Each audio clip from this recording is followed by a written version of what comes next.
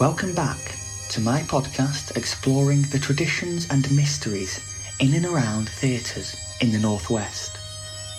Last time in Cal's Spooks and Spectres, we heard about Thorley's Plaza, and in an unprecedented occurrence, I may have even witnessed the ghostly mystery and strange happenings at the plaza, historically known as Jack's Last Lullaby. Let us return now to Mr K. Thorley, proprietor since 1950 of Thorleys Theatres. Mr Thorley is about to fill us in on the final hours of the one and only performance of St Catherine's Jack and the Empire State Beanstalk. So tell us, Mr Thornbury. Oh, more sherry. Who were St Catherine's players? Nan, I'm doing the interviewing. Oh, sorry, Raquel. So, tell us, Mr Thorley, who were St Catherine's players? I just said that. Who were St Catherine's players, and what was their connection to Agnes Newbold? Here you go, Mother. Have another sherry. Ooh, these seats are really comfy. You could almost lie down on them, Mr Thorley. Would you like to join me? I'll pass on that, Miss... Raquel. But you can call me Ra. Oh, Auntie Raquel, stop it. Mr Thorley's doing a very important interview with me. It could be a real scoop. Oh, spoil sport. Ah, young Cal. Who were St Catherine's players, you ask? Well, I'd describe them as an eclectic group of theatre enthusiasts, directed by Dolores Newbold, Agnes Newbold's granddaughter. Oh, so Dolores were Agnes's granddaughter. And you married Agnes's granddaughter? Correct. So you married Dolores Newbold? I did. Were you a member of this theatre group of actors? You're asking an awful lot of questions, Raquel. It's my turn now. I think perhaps theatre enthusiasts describes them more accurately.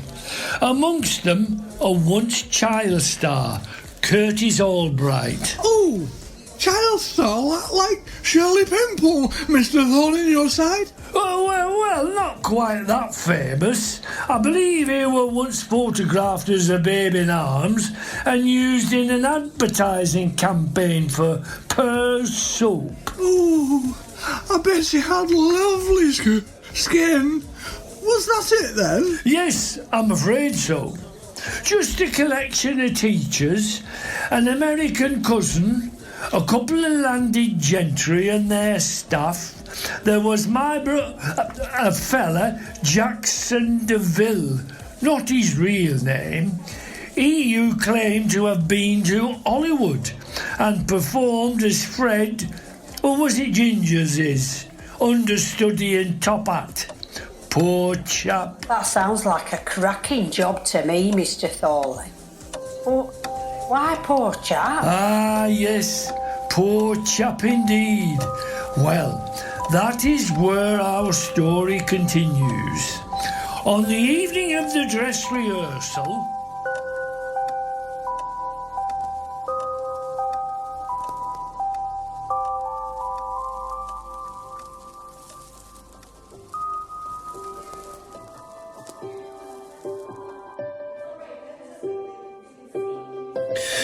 Take 5, everyone!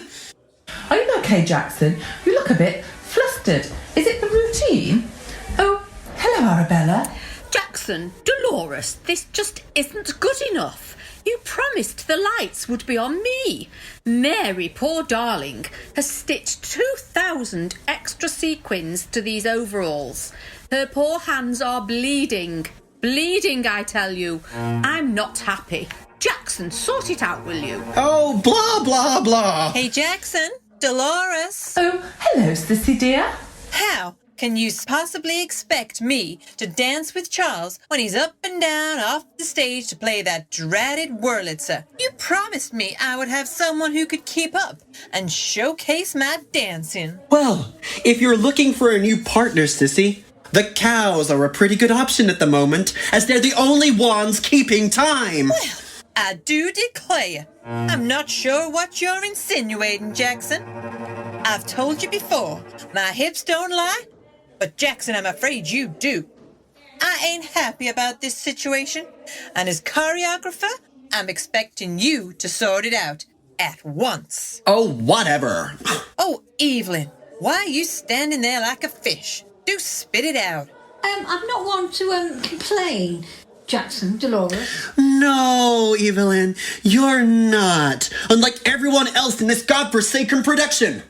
Because Kurt is bellowing his jolly lad news from the back end. I'm awfully afraid I'm having to wear earplugs. That's making it jolly difficult to hear the sound cues. It's making me very stressful, and I can't guarantee I'll get my steps right.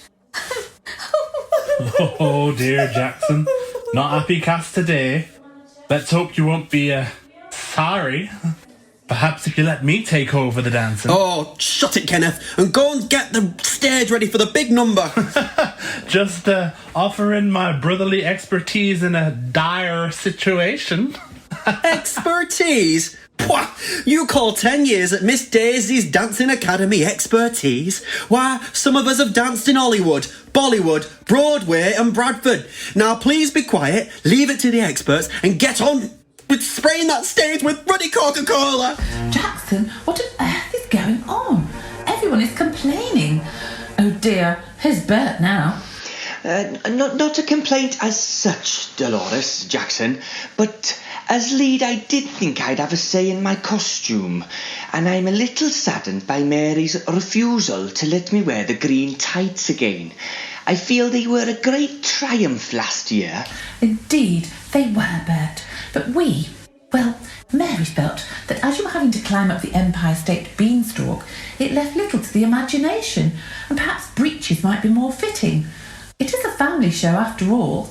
Oh, yes, dear. Lead or no lead, the only loins the audience wants to see is the treasure you've purloined from the giant.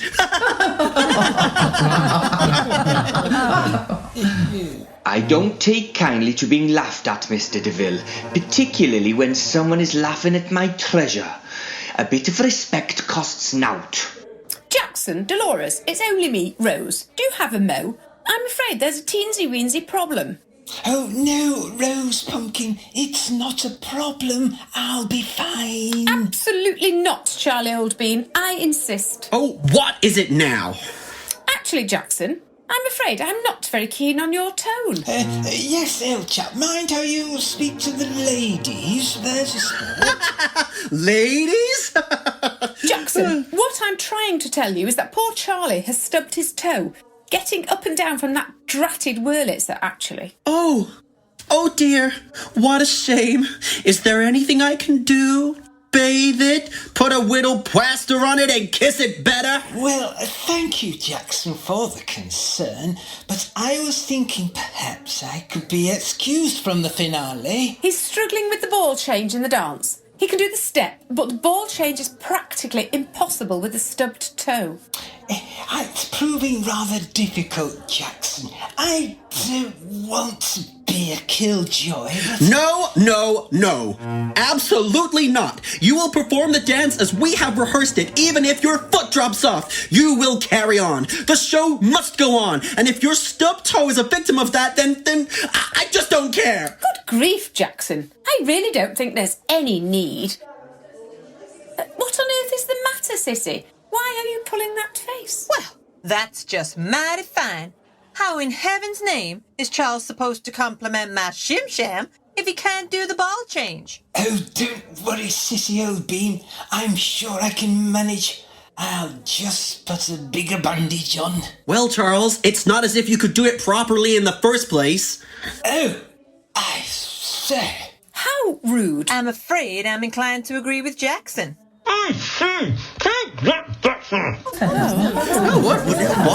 what is he saying? I said, Belly will take that back, sir. Oh, here he is, St. Catherine's Players Oscar-winning backhand of a cow, Mr. Kurt Albright. Well, I'm sure it's not at all bright at the back end of that cow, just like your future. I say. say, you can't talk to me like that. I've a good mind to leave right now. What? Oh, good grief! Here's the rest of the herd! Oh, hello, Jackson. Sorry. It's jolly difficult to hear what's going on under that head. Did I hear Kurt saying he was leaving? Does that mean we get to do the speaking bit? What was that, Jeremy? Spot on, Jeremy. Jeremy says we know the words. Moo perfect, in fact. Nobody will be saying my lines. I'm a professional.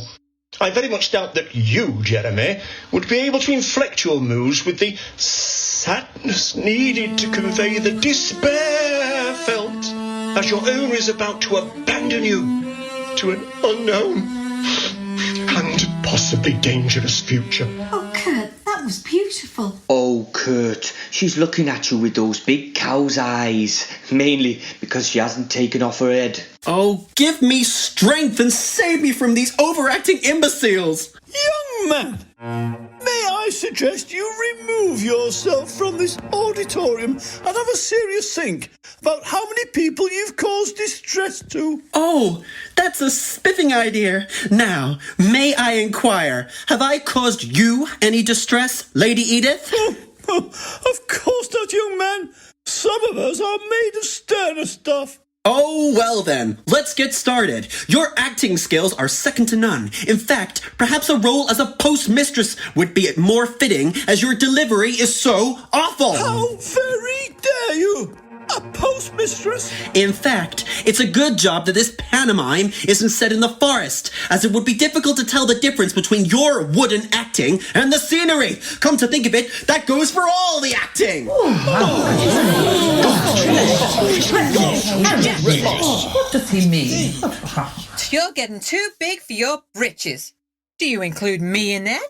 I insist you apologise, Jackson. Oh, my goodness. Jackson's gone insane. His behaviour is certainly a little erratic. Erratic? I was insane to think I could ever do this. I'm used to working with proper actors. You know, I think you're right, Evelyn. He's gone insane. One's been acting for 30 years, dear boy. You don't get more proper than that. I think you should whisk your brother off for a bit of a lie down, boyo, before he gets himself in trouble with Lady Edith. Yes, I agree. Take these smelling salts. He's obviously having a funny turn. Yes, do, Kenneth, before Lady Edith explodes. Come along, Chuck. I think a little lie down and a tipple's just the ticket. Just as long as you're not giving him any of my sherry, the rude little man. Of course not, Lady Edith. Take no heed of me brother, folks. It's just his artistic temperament. I've a few herbs in my pocket that might help young Kenneth, grown by my own fair hands. Very kind of you, Bert, but he'll be right as rain after a little nap. Don't forget, folks, the show must go on. Yes, everybody, the show must go on! I still think he's gone too far this time.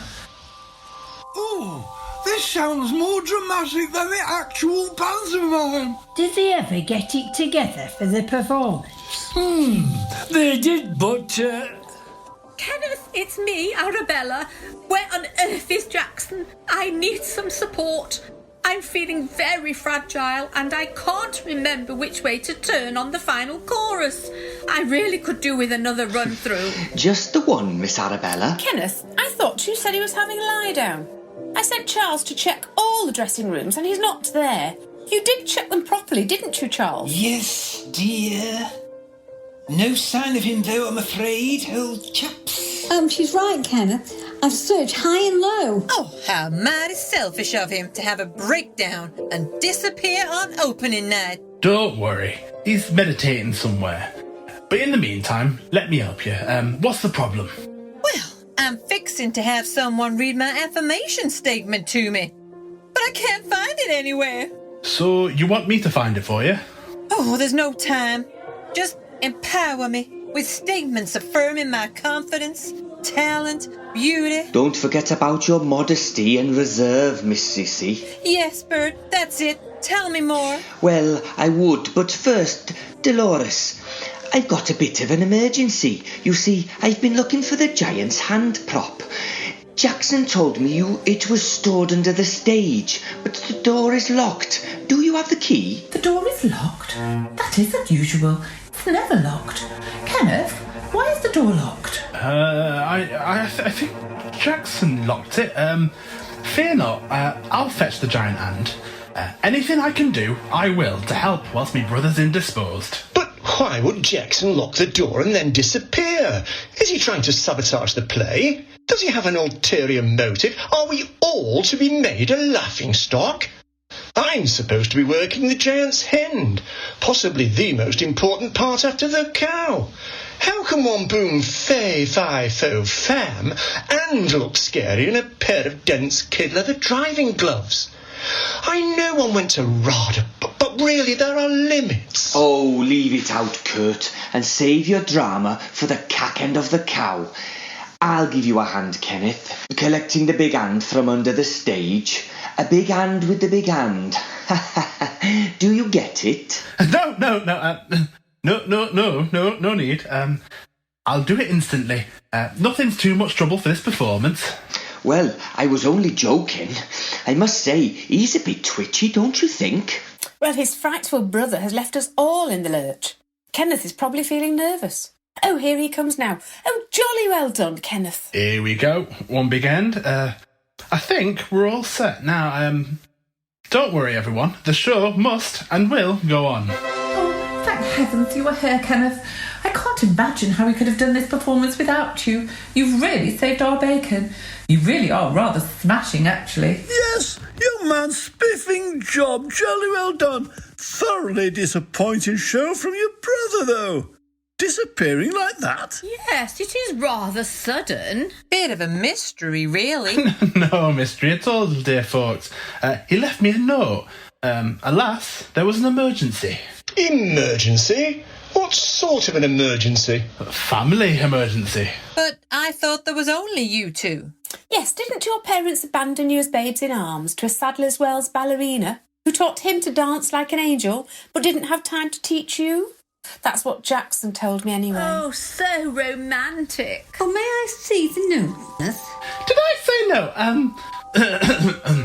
Beg your pardon. I meant phone call. And yes, of course, that's obviously one meant by family.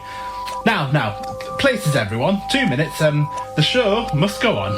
The show must go on.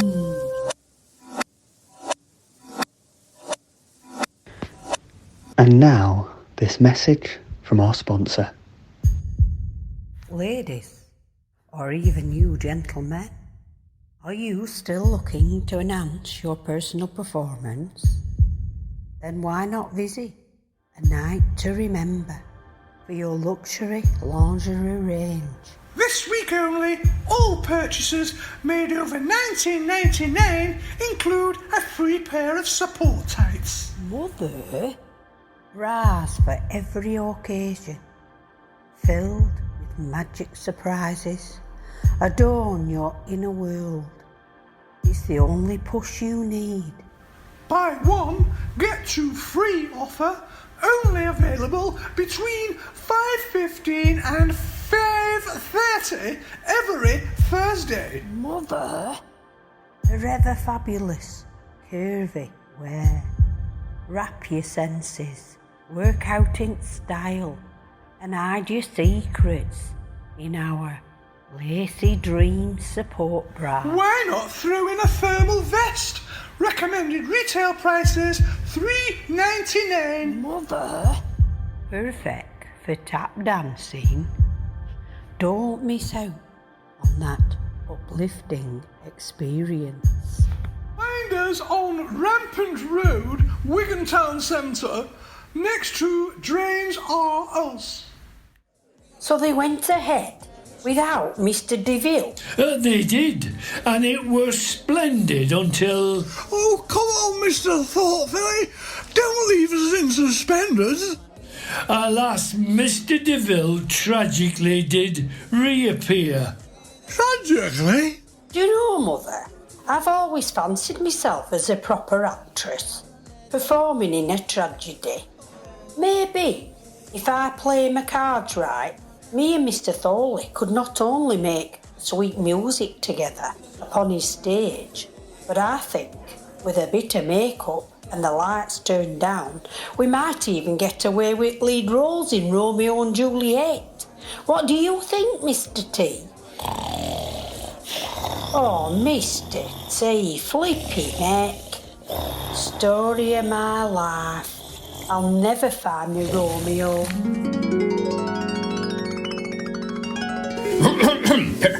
But soft, what light through yonder window breaks? It is the east, and Juliet is the sun. Arise, fair sun, and kill the envious moon. Oh, hello, Derek. Where did you pop up from? I was just wondering if you were running short of custard creams. I could do with another one. Me, Derek. Oi, that's my line. Derek, you do make a rather ravishing Romeo. Well, miss, it's always been my ambition to create the role as my own. I also have a swishy cloak, but Mr Thorley has never been keen. It's a shame he's having 40 winks. I reckon he'd have been moved to tears. Unfortunately, we find at this point in the fascinating story of Jack's Last Lullaby, Mr Thorley appears to have nodded off.